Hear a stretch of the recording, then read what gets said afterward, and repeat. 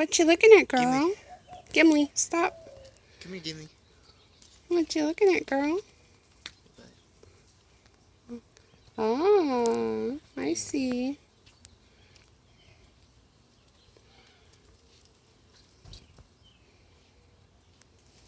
You're being a good girl, not going after him.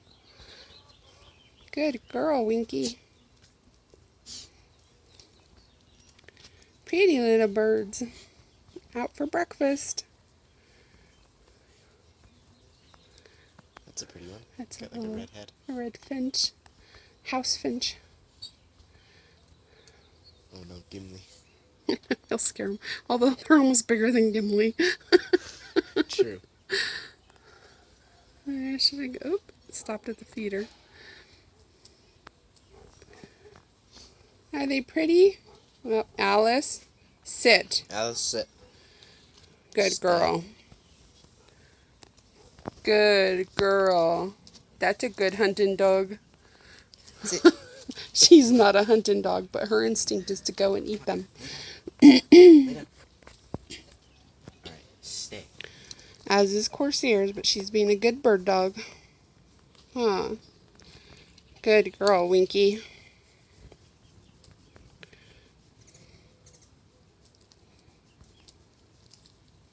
So I was grinding up the eggshells. It took a few minutes this morning, and what ended up happening was the sun came out really quick and things started heating up. So I didn't start planting plants that I intended. That's a BB gun, by the way.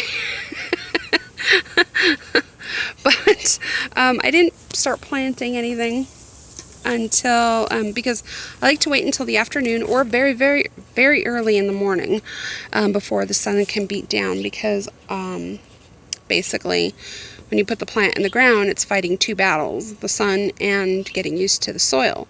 Whereas if you plant it in the afternoon, 5 o'clock, 6 o'clock, when the sun's already down, you don't tend to get as much shock. They're just having to get used to the soil they're in. So I have yet this season to have any plant really go into shock, and I'm kind of grateful for that. But meanwhile, so because I didn't put the plants in the ground just yet, it gave me a chance to really think out where I'm putting certain things. And it's always a good idea before you plant to put them in the area where you think they're going to go, in case you change your mind. You don't want to have to dig up a plant and put it into extra stress because you put it in a spot you're going to have to move it from. So this is what I've done. I've laid out a bunch of peppers, some extra tomatoes. In this yard, there are already tons of tomatoes planted, but I have extras, and so I found extra little spots for them. Like underneath that little trellis, there's 3 different tomatoes. One I'm going to put in the ground, Abe Lincoln. I did have one little plant die on me right there because I messed up yesterday.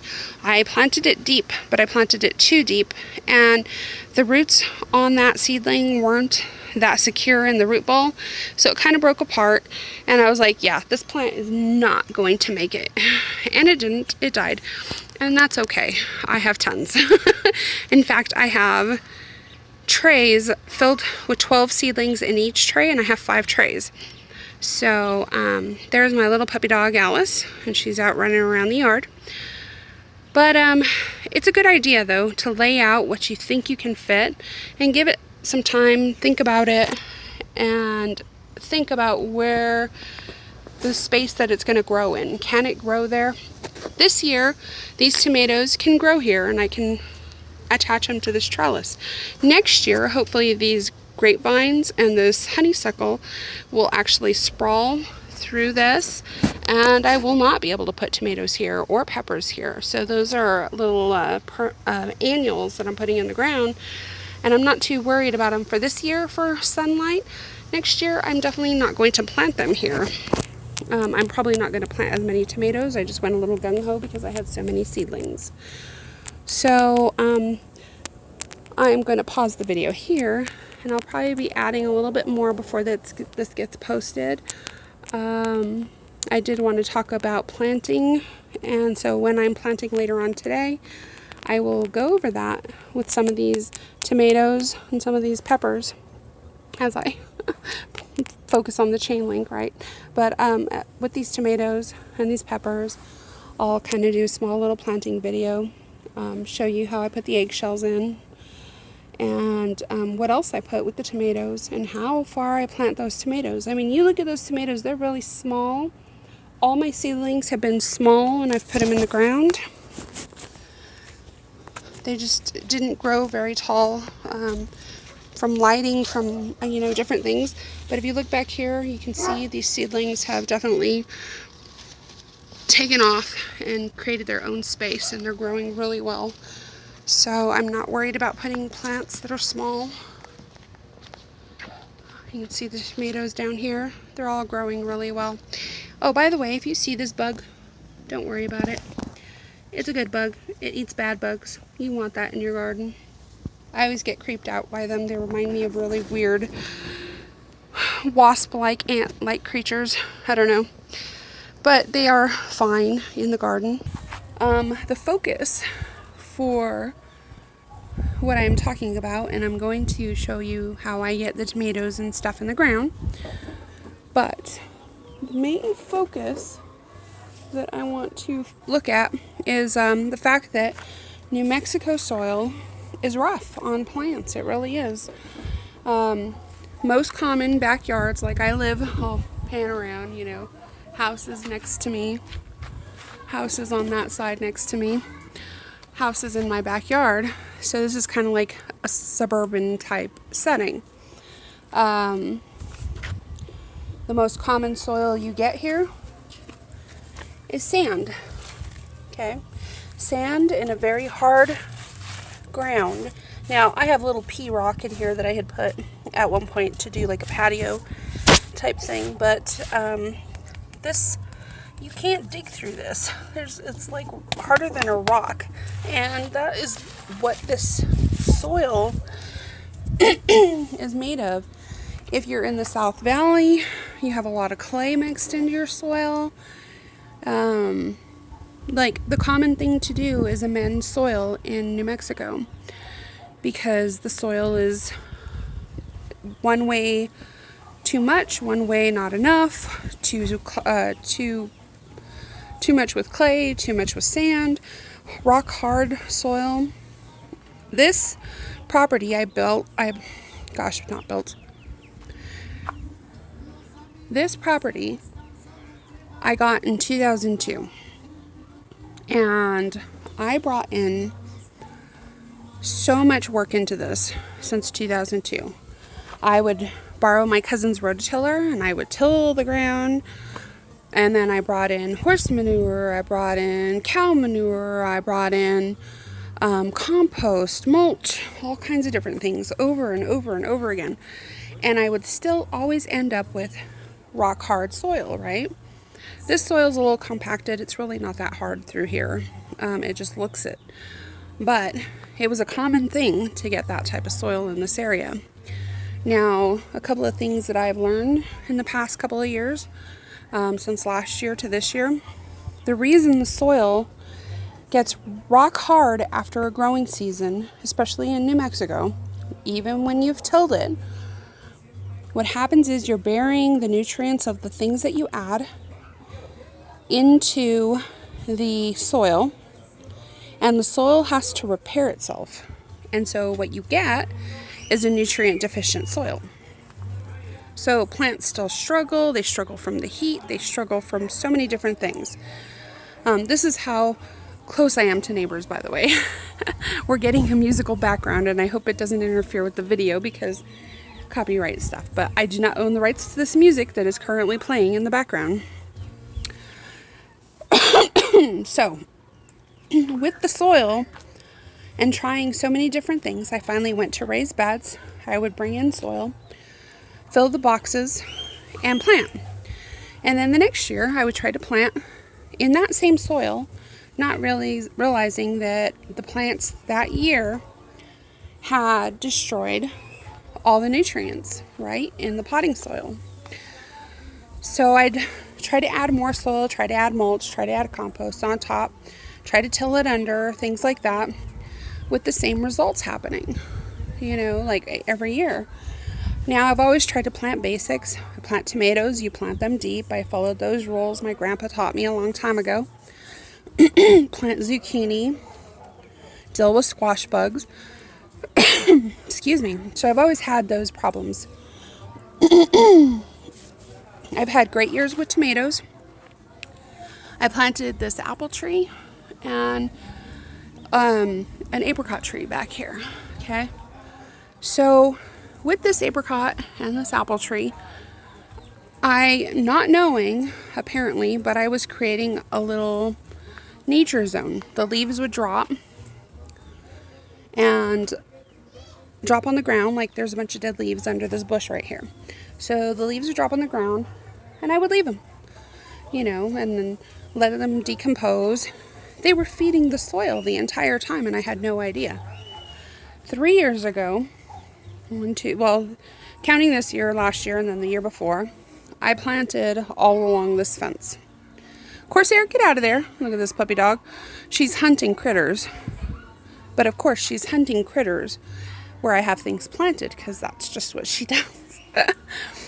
But, okay, so along this fence area, I planted. And I had the best darn garden that year. Now, I didn't plant a whole lot. I kept it minimal. I had zucchini. I had tomatoes. I think I had cucumbers. I had, it was really basic. I had flowers, of course. You like to put flowers. You need the pollinators. And the plants did, like my tomatoes were giant. They were just huge. And I was like, oh my God, why are they growing in this area? So last year, doing a bunch more and expanding the garden, I expanded it by adding this planter box. I expanded it by adding this planter box and this planter box. And what I did was I mimicked what happened over here. I was worried at first because I was not using that beautiful soil this time. I was using a planter box with soil, and I knew that that wasn't always the answer because then the nutrients go out. And I had discovered about back to Eden gardening, and then I discovered Roots and Refuge, and I discovered Charles Downing. And from that, I started learning about what your soil really needs. So I started adding on top of my soil wood chips and leaves and my bunny poo that I have, that I get for free. I started adding that, and last year's garden was amazing. The tomatoes were higher than this trellis right here. And so if you can imagine, these baby tomatoes coming up all the way and getting higher than this fence line. So I found the secret, right? I was mimicking what nature was already doing along this fence line. Leaves were dropping, creating compost, natural compost, refeeding the soil. That soil in there is so soft, okay? So through here, I started adding, anytime I'd prune the trees, and you can see they have prune marks, I'd prune the trees, I'd feed the branches through the chipper shredder, and I'd put the wood back on the plants. I've done that again this year. This bed didn't get as much wood chips, so this year my dad brought me some plum tree branches. I shredded them, and now this bed is covered in wood chips, right? These grow bags, some of them, this one has wood chips, this one has wood chips, and this one has wood chips. You can accomplish the same thing with mulch. Putting mulch down, letting it decompose, piling it up, keeping, the layers going. This has a lot of wood chips throughout this whole bed. So, I have some grow bags that aren't. And what I've been trying to do is add the bunny poo. I don't have enough wood chips. I need to get more, and that will come in time. But, as you can see here, I've had bunny poop. Adds nitrogen to the soil. Now, if you add too much nitrogen, you'll get a lot of leaves and no fruit. So you have to be careful. You have to balance it out. Eggshells, things like that come in handy. Compost. This year I got a compost bin. There's a lot of new things I'm growing in the garden this year. A lot of new things. I mean, I have dill and fennel. I've never grown those. I have cabbage. I've never grown those. Last year I did do cauliflower. I did broccoli. Those aren't new, but I have a different type of kale, a curly leaf kale. I have more peppers than I had last year for sure. This whole pepper bed. This is my hotbed, pepper bed. So I have a lot of that going on. But I am out of growing space in these beds. So now I'm having to deal with New Mexico soil again, which is this stuff. Now I have put mushroom compost down, but I found that mushroom compost, that's a BB gun, just a reminder. Mushroom compost is, for some reason, hydrophobic. So the water is just running off. It's staying, like, no matter where you wet it, it stays pretty dry and dusty.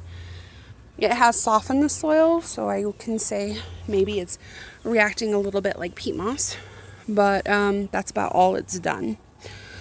So I'm not happy with that.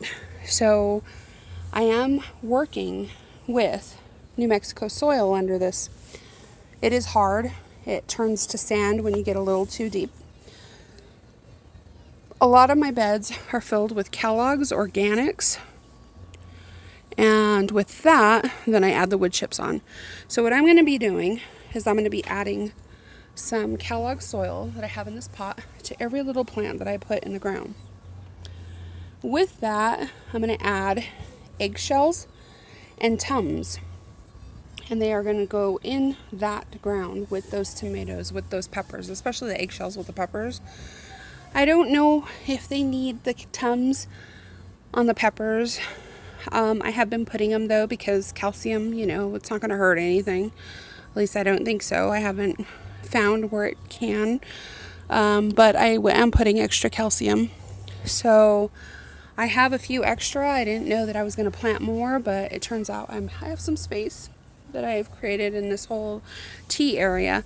And isn't she gorgeous? But she's definitely, see her nose moving back and forth.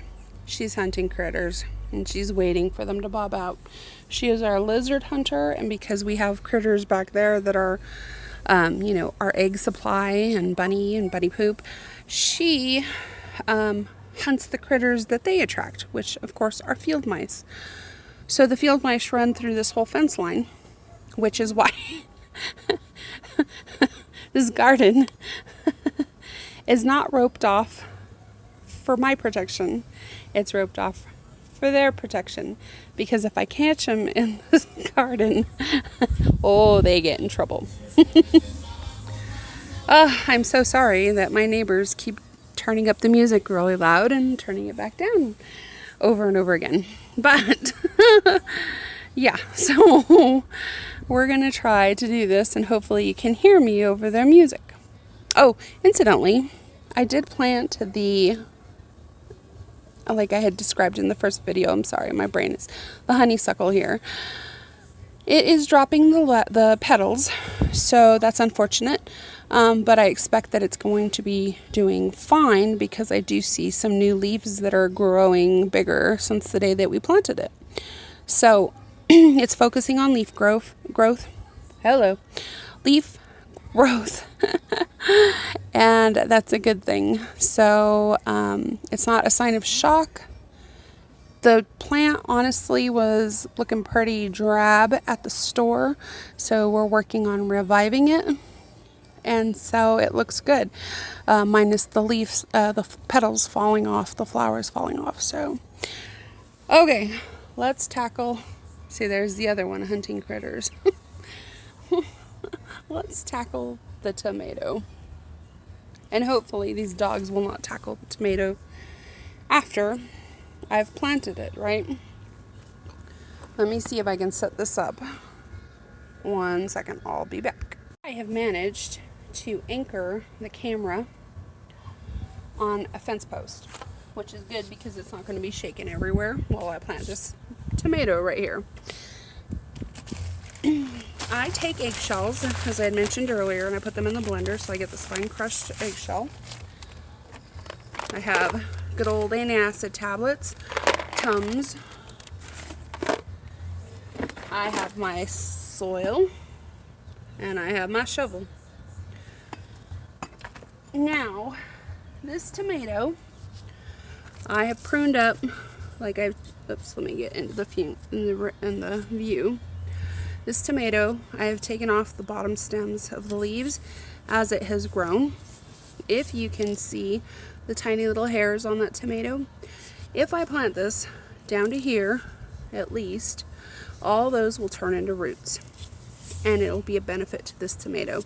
This tomato is a Genovese, and I'm going to get that in the ground. Now, next to it, I have echinacea. So, like, you can see how I'm already getting to the sandier part of this soil. The darker stuff is on top.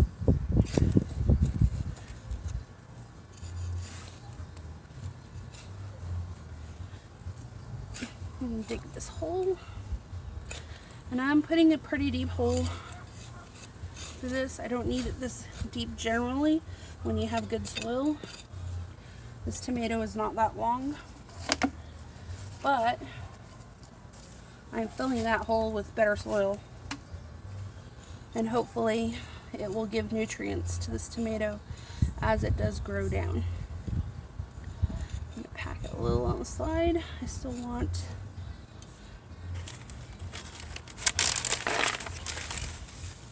I take just a little bit of eggshell. You can see that. I hope it's focused on that. Okay. So, take a little bit of eggshell. Sorry, I have to keep clearing my throat. I ate something that's not agreeing with my throat. And there's the Tums. Okay. So I grew these from seed in these pots. I'm going to squeeze it. There's the root. And it's going to go into its hole. Now, okay, so here's the problem. I want it to go a little deeper, so I need to bring some of that soil out. And there it is. Now when I put the soil back, it's going to cover up that little area that I wanted under the ground, because I want those roots to benefit.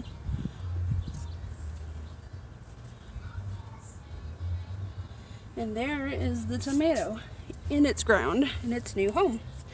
I will come back and water, and this tomato will be good to go. Here's a good example of the sandy soil that you get here. Oh, and incidentally, if some traditional gardener from New Mexico sees my video, they will say, you have to till, right? Because that's how we were all raised. You have to till your soil. There are so many different ways to grow. People grow in straw bales. They inoculate the straw bales, and they're able to grow in the straw bales. So there's more than one way to skin a cat, as they say. I do not till.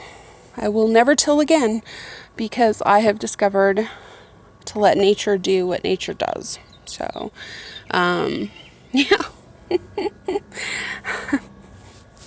Yeah, no, I don't till. But this is a good example of the New Mexico soil that you have to deal with, and you just have to add some soil into it. And then as I build this up with compost, all that will change inevitably. But, yeah, signing off here. Have a blessed day. Thank you for watching. And just if you have any questions, you can comment below.